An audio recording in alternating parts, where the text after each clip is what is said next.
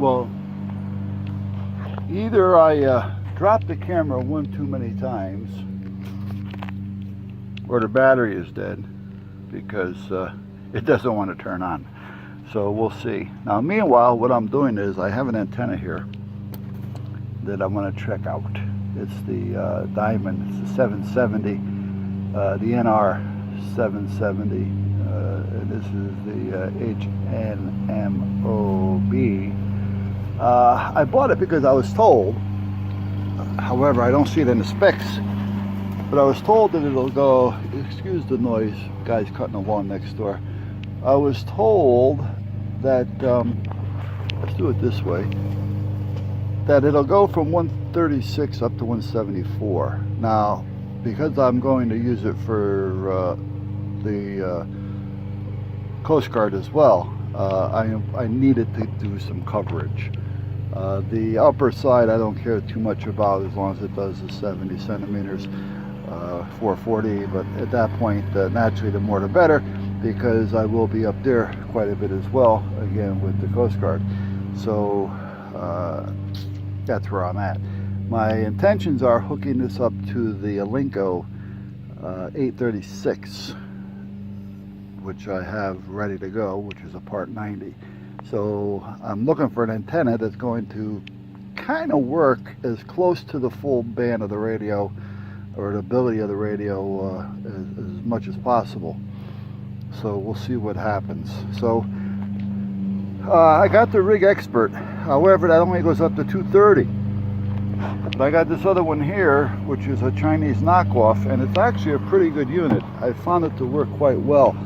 So I'll check the lower part, the VHF side rather, with the Rig Expert, and then I'll check the same with this one just to see what my comparisons are, and then we'll take it up to see how far I can go into the 400s, and take it one step at a time.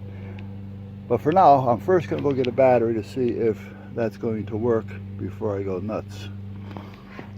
And then, well, I can't get you to the front. I gotta get some mic clips going too. Let me get this done, then I'll take you in the front of the van. Alright, well apparently, are we recording here? Yeah, we are. Okay. Apparently, it's shot. That didn't last long. What'd I get out of that one? About 6-8 months? Anyway.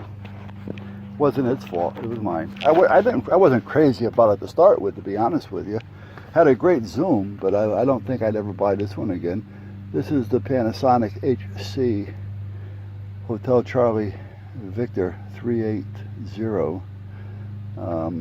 I just didn't care for it. Had a great zoom on it though, but other than that, I didn't care for it. Maybe it was meant to, whoops, I got my hand in front of the film, oh my. Anyway, let me get doing what I'm doing here. I'm going to go up on the roof, and right now I have a quarter wave up there that I put together real quick, but that's not going to work. So what I'm going to do is see what I have, get up there, make some changes, get this up, and get that up. I'm working with a phone now, and I'm not used to it, guys, so it's going to be worse yet. And at that point, see what I end up with. So I'll be right back. Alright, so what I do like about this antenna, and you've heard me talk about it before, is the thread on here. A lot of your antennas have the plastic, and when that plastic cracks, now they do have, some of them will have a threaded plastic, and some of them will have a plastic, and then they'll have a piece of brass threaded in within, and it's pressure fitted in. Well, that's fine until the plastic starts to crack. And then the next thing you know, you lose your antenna, and you have the brass thread piece on the mount, and the antenna is flopping around down the street. So I like to make sure that I have a good mount, and it does have a good mount on it. Very little room for error or breakage, which is nice. The same with the OPEC. It has the plastic, but it has the metal insert with the thread, and then it has the metal band around the outside with the thread. Now that's just an adapter, which I won't be using that anymore. Nor will I be using this magnet mount anymore. I'm only using that temporarily because it's already hooked up to the radio. So Let me see. Well, I think I changed this one already. I may have. Yeah, I did. The same with this one. This is a 2 meter 440. But this also has a better mount on it as well. Like I say, I may have a cheap one out there. I'll show it to you so you know what I'm talking about. I'm also going to try to get the mic clips in today. I mean, they're sitting here, but I got mics hanging all over the place. That's the Yaesu 891. That's the FT400 dual bander. This is just the ICOM 23 down here, 2300H. That's just a PA whoopee and all that with the siren. Computer with the internet.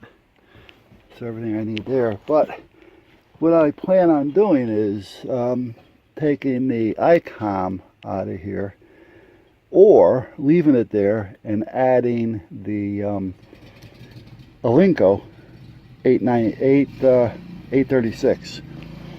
I don't know yet. I mean, how many radios do I actually need in here? Redundancy is good, but you know, sometimes over redundancy is just crazy. So I got to think about what I want to do there. So I may just take out the ICOM 23 and just put the Alinco dual bander in there for now, and then I can use it for everything that I need to use it for, and that's it. So all right, so meanwhile, here we are. I have no idea what to do with this phone because I'm not used to. All right, so anyway, that's at 146.6. That's a little crazy. That's high. So let's cancel that out. Let's go back in and let's bring this frequency down to, we'll say 142. Okay, as we come down, it comes down. So that's not going to help me down that high. Let's go back up to, okay, at 151, we're down. Let's double reset. Yeah, we're about a 2.2. Yeah, well, we're not about. We're right there, 2.2. Now that's crazy. That's too high.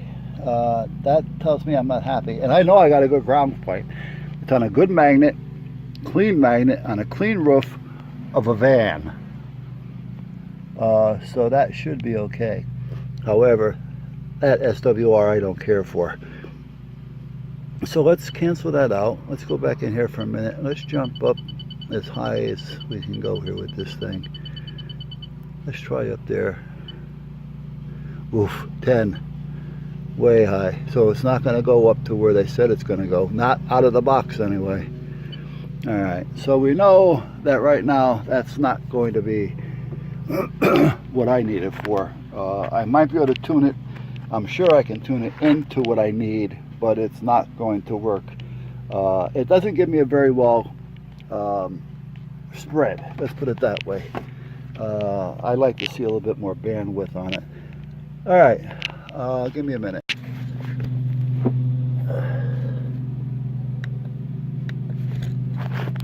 Oh, wait a minute. I'm sorry, guys. Get the finger out of the way. Let's bring this up to 400, 450. Okay, it's good at 450, so let's bring it up a little bit. Let's go to 460. 460, it's not too bad. 450, it's good. 440, it's good. 430, it's good. 420, it's not bad. So 430 up to 450, round numbers, it's not bad at all. Okay, so I can deal with that, okay.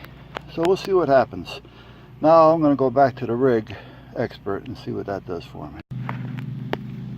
Alright, so we seem to be doing pretty good here now. Little adjustment.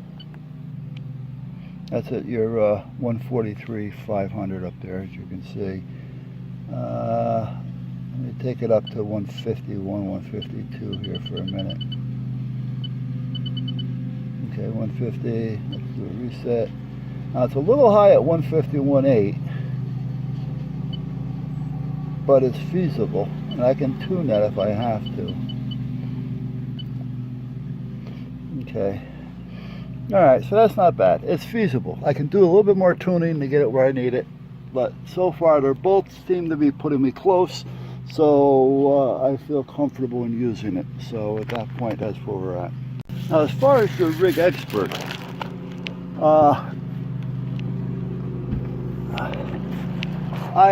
Rig Expert, I like it.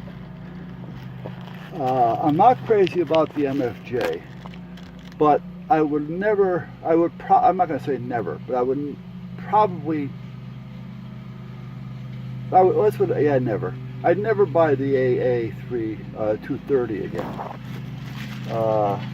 Because I do more, and I should have known better at the time that I was buying it. I would definitely go up to the 600 or the 900. The thing is, when you start going up into that kind of machine, you start getting into a bigger buck, which makes the MFJ look much better because of the price. I do feel they're better than MFJ, however, because you can also tie it into your computer and all kinds of crap. But again, they are a little bit more pricey. Now, the other one that I actually have coming in is going to be the Comet, the 500, because I think that's going to be the perfect match for me. But again, I tend to go towards that Chinese knockoff. I think it was 160 bucks. That's not the case for it. That's just a lower case. But you can't go wrong for what it is. You really can't. For the average hobbyist and things, it works. I mean, it's always there. I've been testing them back and forth, and they always seem to come in on the money. So I haven't had any problems with neither one of them at that point. So, but that's where we're at. And to give you an idea what I was talking about with the antenna, let me see if I can get up here. Me and this cell phone, the cameras are not happening. You really can't see the antenna there, but it's there on the magnet mount, just in front of the bar, the light bar. So, but that's that. Now I do have a mount that I made that's actually going to bolt, because I'm not a fan of magnetic mounts. So I do have a mount that I made that I can bolt onto the light bar. It should be okay. The light bar is grounded, so we'll see what happens. If not, back to the magnet mount, because I am not going to drill a hole in the roof right now. It's too much work. Drilling a hole in the roof, the van, doesn't bother me. It's just that it's a lot of work that I don't want to get involved in right now, because I got so many other projects going. I ain't got time for it. Alright, so that's that. So I'm going to take these tools, put them in my pocket. I'm going to take that camera that doesn't work. Let me get these out of here, bring these into the shop. And I know now that this will be okay when I, whoop, here I go, Jesus, man, my fingers are in front of the camera. Now I know I can hook that up. It's just a matter of what am I going to do with the, what radio I'm going to hook it up to. So that's going to be my next endeavor. Alright, let's go back into the shop for a minute.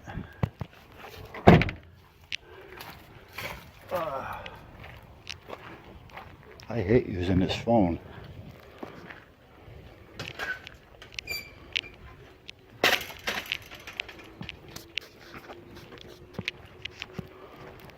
I don't know how you guys do it.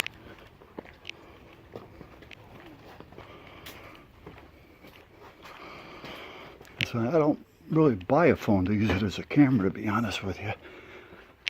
I use it for a phone and texting. I don't even get on the internet with it.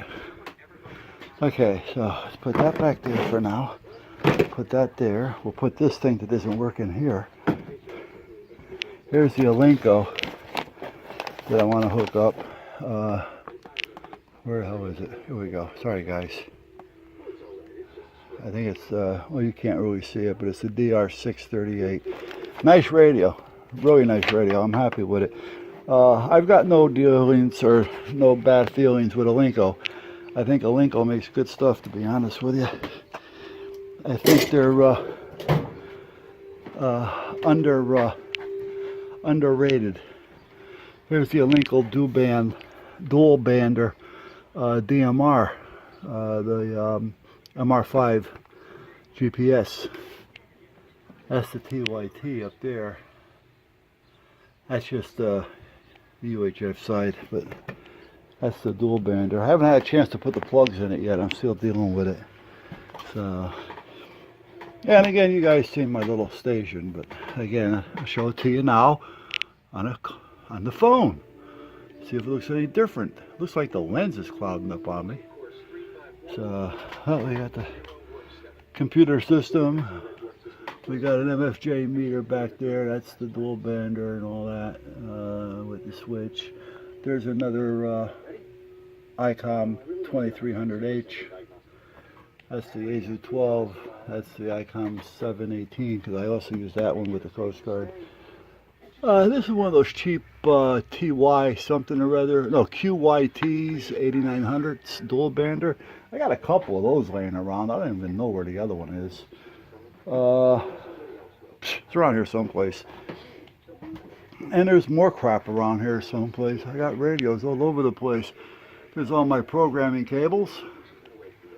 You guys that's been here seen all this, but I'm just going to do this now with the cell phone to see if there's any difference in the quality of the video. It looks kind of cloudy, to be honest with you. Let me clean the lens. I didn't mean to poke you in the eye, guys. So, what time is it? Oh, it's 4 o'clock. Alright, so that's where we're at. And then out here, I replaced the light bulbs, so tonight we'll see how those work. The spotlight's out there, but out there is my 50-foot self-standing tower. No beam on it yet. I got to take it down and put an antenna on it, but it's a lay down. I could just lay it down to put the antenna on it, so it's not a big deal. But I've got a long wire going to it. I got another long wire that you may or may not be seeing there that goes way up in that tree over there. And I got a couple more long wires going over here to a pole that I put up there. And there's some more going in this direction. And this tower here, that's got a 2 meter, well actually it's a dual bander up there. Then my wife wanted to know, here goes the train, guys, if you like trains.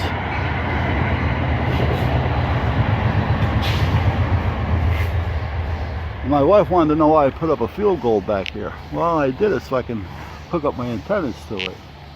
And then I use this as my testing. If I'm making antennas, I clamp them on here and then I can ground them if I need to or whatever. And that's what I use for testing.